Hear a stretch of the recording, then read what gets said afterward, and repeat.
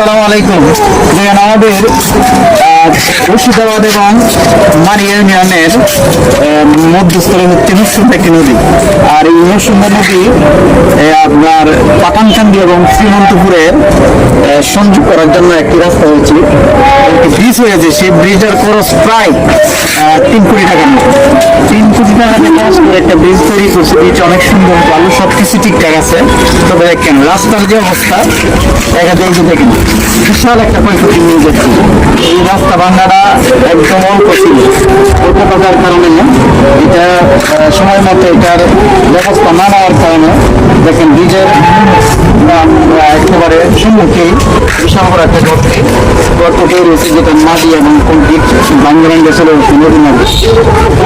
তো এই জিনিসটা ভাঙ্গার পিছনে যে একটা কারণ এবং এটা তাড়াতাড়ি মেরামত না করার পিছনে যে একটি কারণ আছে, সেটা হলো আমাদের এই ব্রিজটা মারিয়া ইউনিয়নের একেবারে সীমান্তবর্তী এবং মুর্শিদাবাদ ইউনিয়নের সীমান্তবর্তী।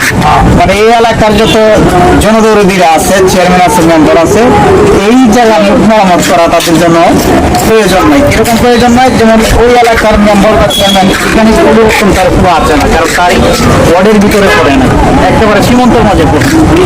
আর আমাদের সীমান্ত আরো শুধু আমাদের তারাও এটা সংস্কার করার কোনো উদ্যোগ নাই, কারণ এটা একদম সীমান্তের মধ্যে পড়ছে।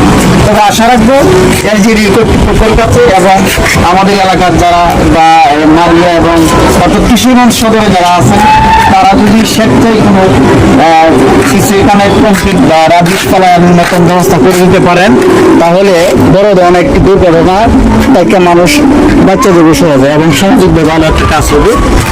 তো এই হচ্ছে অবস্থাটা। এই ভিডিওটা যাতে সবাই দায়িত্বশীলদের কাছে পৌঁছে যায়, এরকম একটা ব্যবস্থা করে দিবেন শেয়ারের মাধ্যমে। ধন্যবাদ সবাইকে।